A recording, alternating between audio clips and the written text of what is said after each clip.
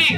आदिवासी बांधवांना विनंती आहे, रस्ता मोकळा करा आपण, रस्ता मोकळा करा, कार्यक्रम थांबवतो आपण। पोलीस प्रशासनाला आपण सर्वांनी सहकार्य करा। सर्वांना विनंती आहे, तिथे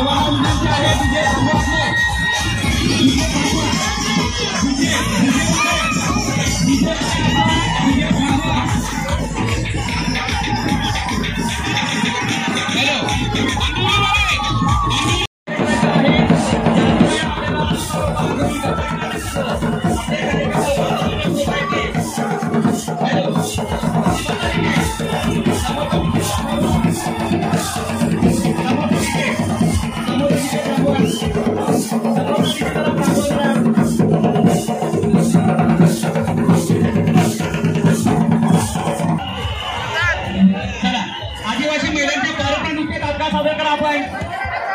आदिवासी महिलांचे तात्काळ नृत्य सादर करा। 5 मिनिटांमध्ये आपला वेळ असणार आहे, 5 मिनिटं फक्त, मोजून 5 मिनिटं, 5 मिनिटांमध्ये 2 गाडी होतील। चला मग जागा करा, सर्वांना विनंती आहे, स्वयंसेवक तसंच तालुका समन्वय समितीच्या सर्व पदाधिकाऱ्यांना विनंती आहे, आपण जागा करा आपली। समन्वय समितीच्या सर्व पदाधिकाऱ्यांना विनंती आहे।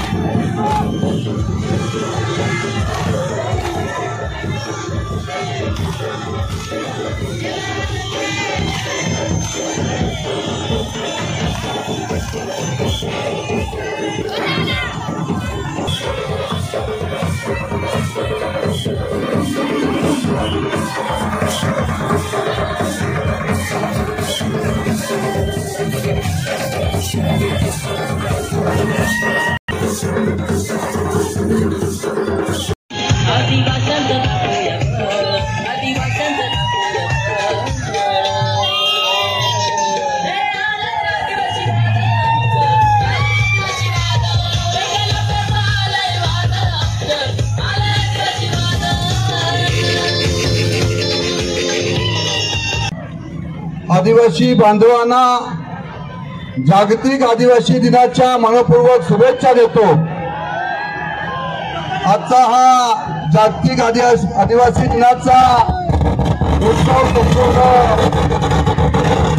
तालुक्यामध्ये साजरा होत असताना त्या तालुक्याचे विद्यार्थी असेल, त्यानंतर सर्वच आपण आदिवासी बांधव मोठ्या संख्येने, आदिवासी भगिनी असतील, सर्व युवक असतील, मोठ्या संख्येने आज या ठिकाणी उपस्थित आहेत। मित्रांनो, आदिवासी बांधवांचा हा जागतिक आदिवासी दिन 1994 ला या जागतिक आदिवासी दिनाची सुरुवात जगभरामधून झाली आणि संयुक्त समितीने हा संपूर्ण अहवाल जगभरातून काढला की जगभरामध्ये असणारी नैसर्गिक संपत्ती, जंगल असेल, जल असेल, पाणी असेल, यांना वाचवणारा जर कोण असेल तर तो फक्त आणि फक्त माझा आदिवासी बांधव होता। आणि म्हणून जगभरातून आदिवासी जागतिक दिन हा साजरा होऊ लागलेला आहे।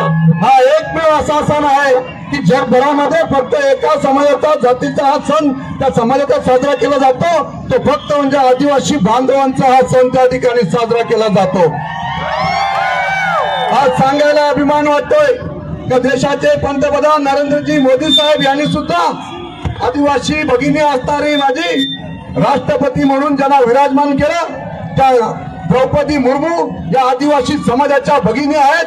या गोष्टीचा सार्थ अभिमान तुम्हा आम्हा साऱ्यांना या ठिकाणी आहे की अशी आदिवासी समाजाची व्यक्ती आपण त्या ठिकाणी या देशाची राष्ट्रपती म्हणून विराजमान झालेत। आणि आज कर्जत तालुका हा संपूर्ण ट्रायबल भाग म्हणून ओळखला जातो। या तालुक्यामध्ये मोठ्या संख्येने माझा आदिवासी बांधव या ठिकाणी असणारे डोंगराळ पट्ट्यामध्ये या ठिकाणी राहत आहे।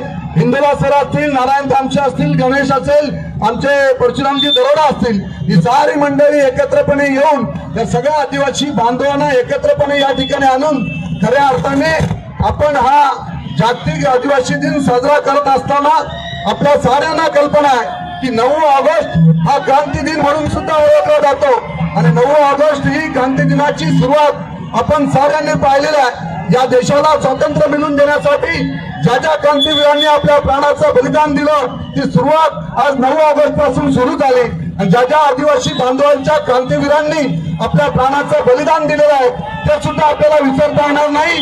भगवान बिरसा मुंडा यांनी दिलेलं योगदान हे आपल्याला त्या ठिकाणी विसरता येणार नाही। त्यांनी केलेलं त्या काळातलं आंदोलन हे जल असेल, जमीन असेल, पाणी असेल, जंगल असेल यासाठी केलेलं ते आंदोलन होतं आणि त्या आंदोलनामध्ये भगवान बिरसा मुंडा यांना सुद्धा प्राणाचं बलिदान त्या ठिकाणी द्यायला लागलं होतं। ते आदिवासी क्रांतिकारक म्हणून ओळखले जातात। या गोष्टीचा सार्थ अभिमान तुम्ही आम्ही सारांनी या ठिकाणी खऱ्या अर्थाने ठेवला पाहिजे की याचं नेतृत्व या भारत देशामध्ये त्यांच्या रूपाने आदिवासी बांधवांमध्ये सुद्धा झालेला आहे। म्हणून क्रांती दिन म्हणून आज आपण संपूर्ण देशभरातील क्रांतीवीरांचा दिवस म्हणून या ठिकाणी पाहत असताना या ठिकाणी आपल्याला आदिवासींनी सुद्धा या देशाला स्वातंत्र्य मिळवून देण्यासाठी दिलेलं योगदान आपल्याला विसरता येणार नाही।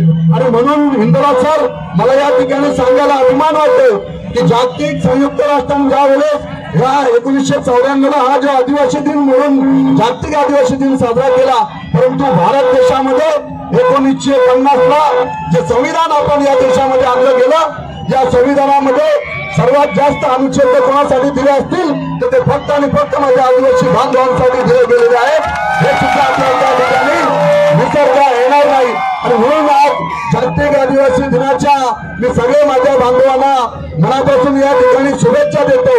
आणि हिंदुला सर, नारायणजी तामशे असतील, गणेशजी असतील, उपस्थित माझ्या सगळ्या आदिवासी बांधवांना या ठिकाणी सांगतो कर्जत तालुक्यामध्ये सर्वात जास्त आदिवासी समाज या ठिकाणी राहतोय। म्हणून याच कषयामध्ये, कषय हा आपला मध्यवर्ती भाग या ठिकाणी आहे, खांदस असेल, कलम असेल, पात्रज असेल, जांभरूक असेल, या सगळ्या परिसराचा मध्यवर्ती भाग म्हणून कषय हे आपलं सेंटर आहे। या ठिकाणी राज्य शासनाच्या माध्यमातून 10 कोटी रुपयाचा निधी आपण या ठिकाणी आदिवासी भवनसाठी आपण या ठिकाणी मंजूर करून घेत आहोत। एक ऐतिहासिक आदिवासी भवन या ठिकाणी उभारलं जाणार आहे, जेणेकरून त्या ठिकाणी आदिवासी बांधवांना सगळ्यांना अभिमान वाटेल असं काम या माध्यमातून या ठिकाणी सगळ्या आदिवासी बांधवांसाठी केले जाणार आहे। आणि म्हणून पुन्हा एकदा आजच्या जागतिक आदिवासी दिनाच्या मनापासून साऱ्यांना या ठिकाणी शुभेच्छा देतो।